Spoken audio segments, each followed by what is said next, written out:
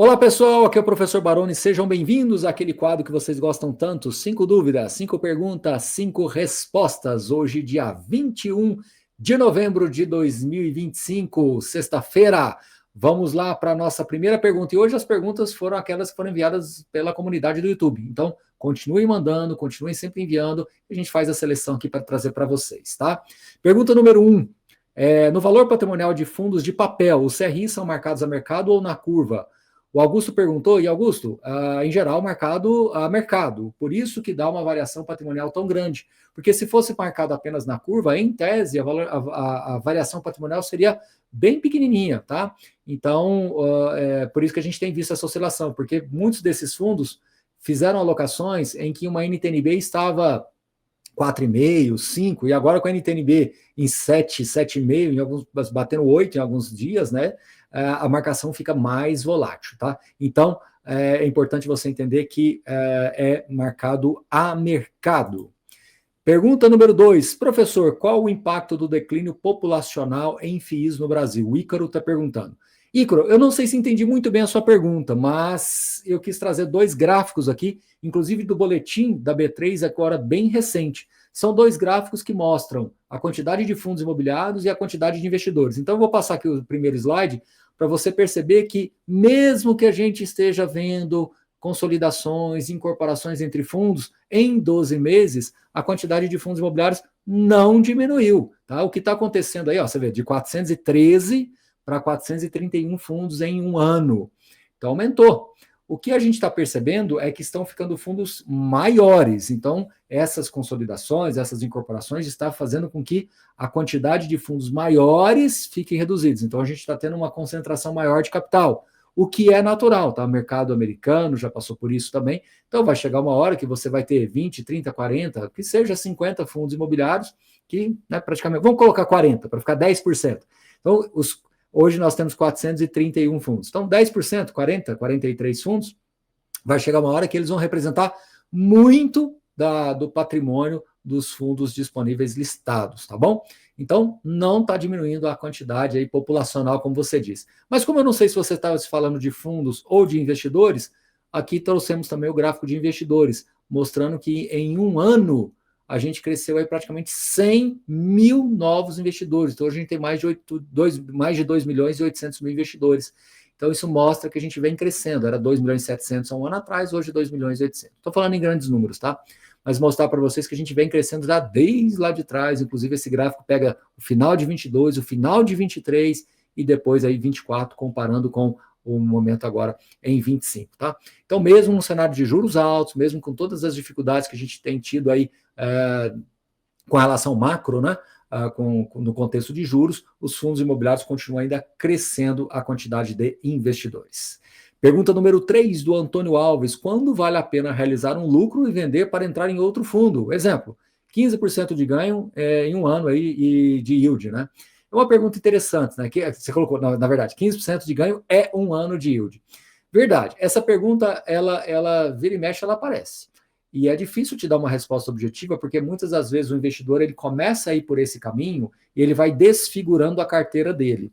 Então, respondendo a sua pergunta, quando vale a pena? É quando você tem uma relação de risco-retorno mais interessante no outro fundo. Então, você está com um fundo 1, que você já teve um ganho, você já capturou esse ganho, e você olha para o lado, vê o fundo 2, que tem uma relação de risco-retorno melhor, e aí sim vale a pena você fazer essa troca.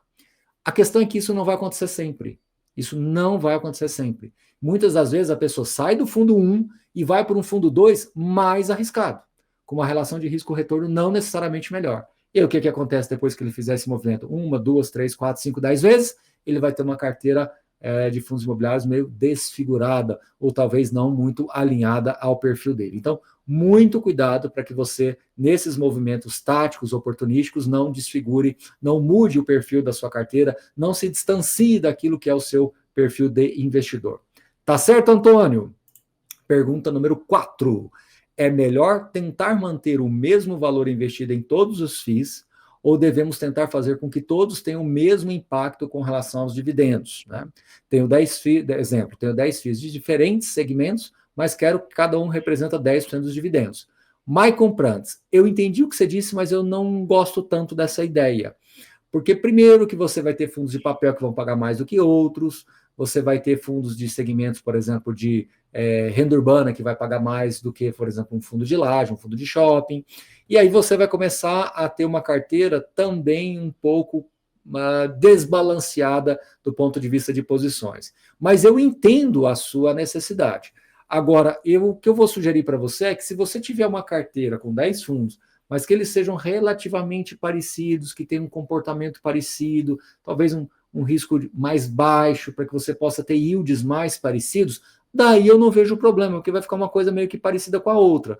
Agora, se você tem fundos, esses 10 fundos, que eles são muito distantes do ponto de vista de segmentos e riscos, aí você pode ter, às vezes, 15%, 20% num fundo e 5%, 8% em outro. E aí você vai ficar muito desbalanceado dentro da sua carteira.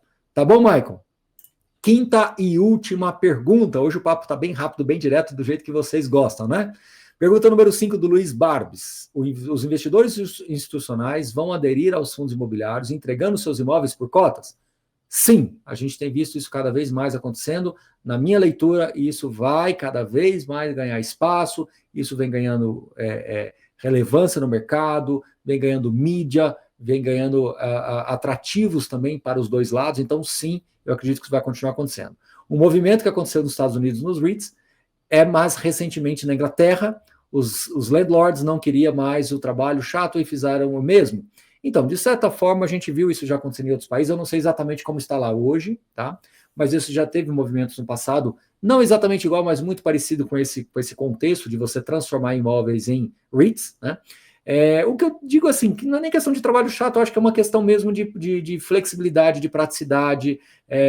O investidor que converte os seus imóveis físicos diretos em fundos imobiliários, ele passa a ter uma renda muito mais plural, às vezes com eficiência fiscal, às vezes com uma vantagem de você ter uma governança adicional para os seus imóveis. Você, de certa forma, como cotista, pode melhorar também essa regra de governança. Então, na minha leitura, é um movimento saudável para o mercado. Você traz mais institucionais, você deixa esse mercado mais maduro, mais robusto, do ponto de vista de tomadas de decisões mais focadas realmente no longo prazo. Então, sim, o investidor pessoa física, ele, na minha opinião, vai ter sempre o seu protagonismo no mercado de fundos imobiliários. Mas é uma tendência natural. Amanhã serão os fundos de pensão, amanhã serão os investidores patrimonialistas, as famílias patrimonialistas, e isso tende a se tornar cada vez mais comum no mercado de fundos imobiliários.